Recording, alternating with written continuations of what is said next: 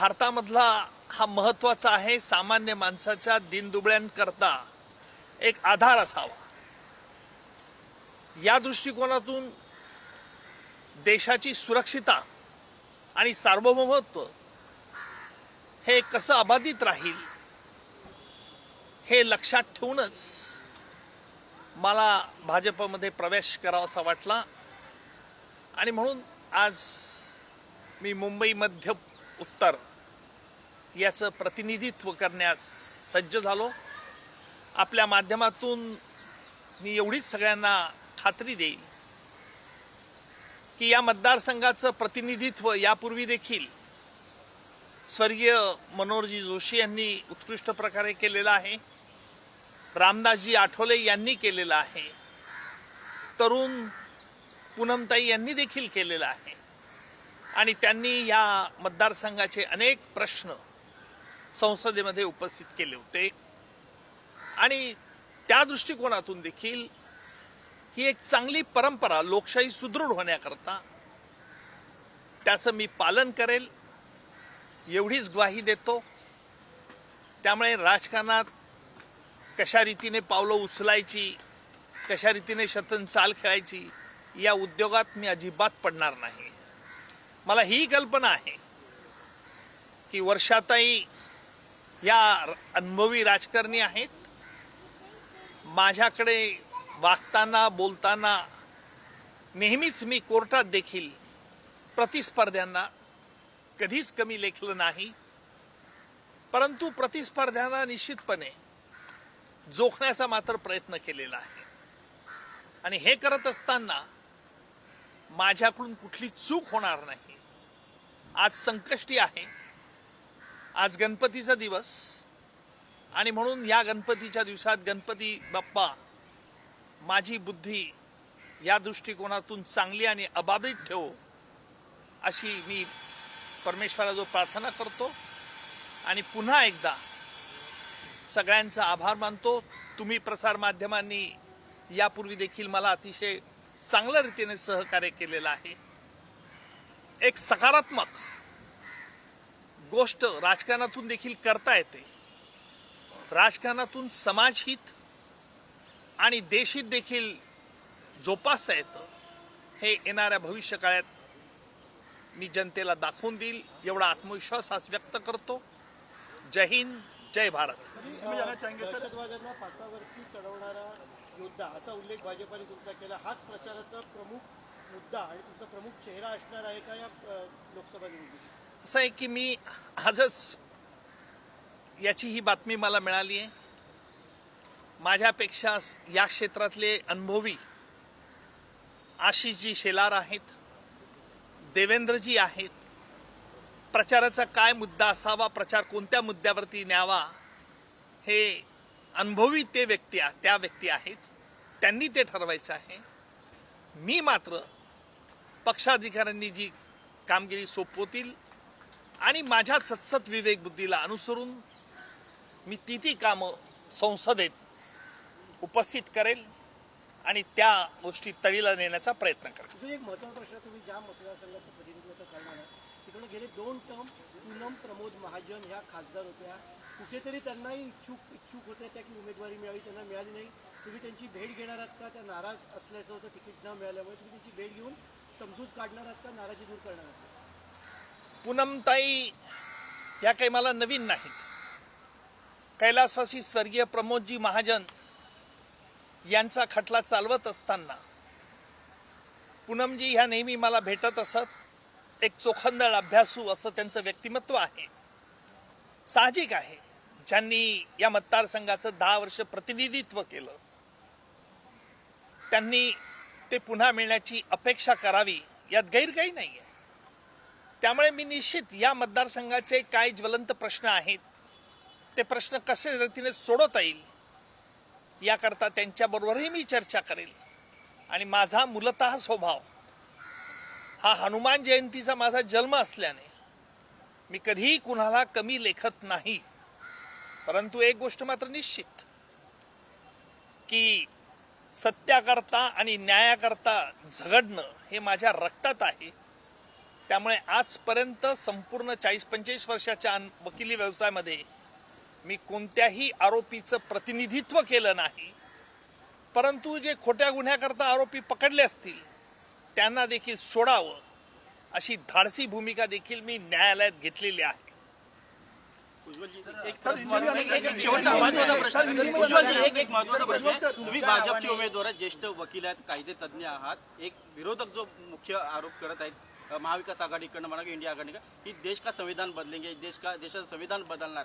तुम्ही स्वतः कायदे तज्ञ आहेत, तुम्ही काय उत्तर देता? असं हे राजकारणामध्ये आरोप केल्यानंतर त्याला कशा रीतीने उत्तर द्यायचं हे राजकारणातील जे आमचे धुरंधर नेते आहेत त्यांच्याशी मी चर्चा करेल आणि त्यातून कायदेशीर सामाजिक अशांतता होणार नाही अशा प्रकारे तो स्टँड मी घेईल याची ग्वाही देतो.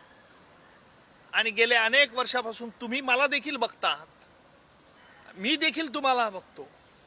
राजकारणात स्पष्ट वक्तेपणा चालत नाही याची मला कल्पना आहे, परंतु माझा हा निर्भीड आणि निष्पृह स्वभाव मी कायम जोपासणार आहे हे देखील तुम्हाला थोड्याच अवधीत कळून येईल. सर, बीजेपी ने आपको उम्मीदवार बनाया है क्या सर? क्या कहेंगे मुंबई नॉर्थ सेंट्रल? मराठी नहीं आता, Hindi. Mumbai north central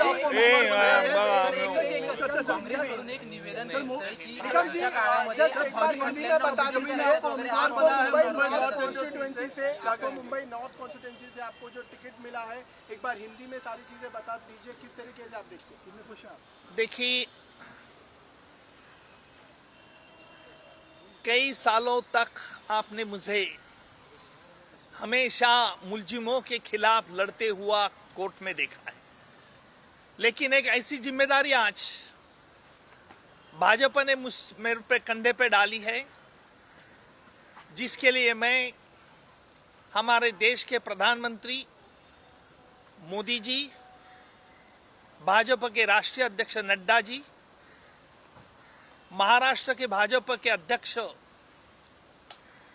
G Bawankule ji, हमारे महाराष्ट्र के फॉर्मर सीएम और present deputy chief minister Devendra ji, Mumbai Bhajpa के अध्यक्ष आशीष जी, इनका बहुत शुक्रगुजार. मुझे ये पता है कि राजनीति ये मेरे लिए नई है, लेकिन आपके माध्यम से सभी को बताना चाहता हूं कि मेरी कोशिश हमेशा ये रहेगी कि हमारा देश का संविधान, देश का कानून और देश की सुरक्षिता ये मेरे प्रायोरिटीज रहेंगे.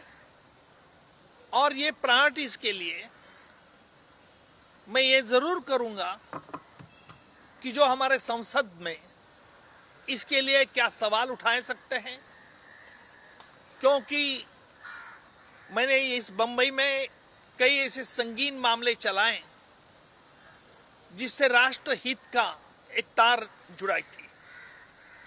मैंने ऐसे कई बातें देखी भी है और अनुभव भी किया है कि उससे मैं कहता हूं कि कानून ये श्रेष्ठ होना चाहिए, बलवान होना चाहिए, लेकिन आम आदमी पर कोई इंजाम नहीं आए. इसके लिए कानून, क्योंकि हमारा भारत का कानून का एक बहुत बड़ा अहम प्रिंसिपल है, 100 गुनहगार छुड़ गए तो चल सकता है, लेकिन एक निर्दोष को सजा नहीं होनी चाहिए. आज तक मैं हमेशा मुलजिमों के खिलाफ लड़ता रहा, चाहे वो डेकॉइट हो, चाहे वो गैंगरेप हो, चाहे लड़की पे रेप हो, चाहे राष्ट्र की सुरक्षा टेरर एक्ट हो, सोशल ऑर्गेनाइज क्राइम हो. और हमेशा मैंने ये जानने की कोशिश की है कि देश की छवि आज जो हमारे प्रधानमंत्री मोदी जी ने एक उचित तरह से बढ़ाई है, जिसके आधार पर आज पूरे विश्व में इंडिया का नाम सभी बहुत रिस्पेक्ट आदर से लिया जाता है, और इसको पूरा क्रेडिट मैं हमारे प्रधानमंत्री जी मोदी जी और उनके पूरे सहकारी को देता हूं. लेकिन जहां से मैं अभी मुझे चुनाव लड़ने के लिए कहा गया है, ये मुंबई की एक बड़ी अहम कॉन्स्टिट्यूंसी है, मैं मानता हूं। इस कॉन्स्टिट्यूंसी को पहले भी कैलाशवासी मनोहर जी जोशी ने रिप्रेजेंट किया है, रामदास जी आठवले ने किया है, और तरुण युवा पूनम जी ने भी किया है। इन शख्सों ने सिर्फ भाजपा और शिवसेना का नहीं, लेकिन हमेशा देश के हित के बारे में पार्लियामेंट में सवाल खड़े किए हैं और आम आदमी को किस तरह से शांति मिल सकती इसके बारे में भी उन्होंने सोचा है। मैं आपके माध्यम से यही सबको आश्वासित करता हूं कि मेरी यही कोशिश रहेगी और इस कोशिश के माध्यम से मैं हमारे देश में जो भी नए कानून आएंगे, जिस कानून से देश की सुरक्षितता और आम आदमी का चलन कैसे सुधारा जा सकता है, हमारा देश का ये वैशिष्ट्य है कि हमारे देश में अलग अलग जात धर्मों के लोग एक होमोजीनियसली रहते हैं और इसी इंडिया में डेमोक्रेसी आज पूरे विश्व में हमारे देश की डेमोक्रेसी एक अच्छी तरह से जिसकी सराहना पूरे पाश्चिमात्य देशों ने की है। बस इतना ही आज कहूंगा। आगे चल के आपको भी विनती रहेंगी मेरी कि आप भी मेरे अच्छे कामों के लिए, जिसे मुझे मेरा हौसला बुलंद रहेगा, ये कीजिए। कोई ऐसे पॉलिटिक्स में नया होने के कारण कोई ऐसे आड़े टेढ़े सवाल मत पूछो, क्योंकि हमेशा गुनहगारों के खिलाफ लड़ता हूं। वैसी मेरी जबान बहुत कड़वी है, आपको पता चल ही जाएगा। तो पूनम महाजन से आप मिलेंगे क्योंकि वो नाराज हो सकती है क्योंकि उनको सीट नहीं मिला है। पूनम जी और मैं, हमारे संबंध बहुत पारंपरिक है। प्रमोद जी की हत्या होने के बाद 10-15 साल हो गए। पूनम जी, पंकजा मुंडे मुझे हमेशा मिलते थे।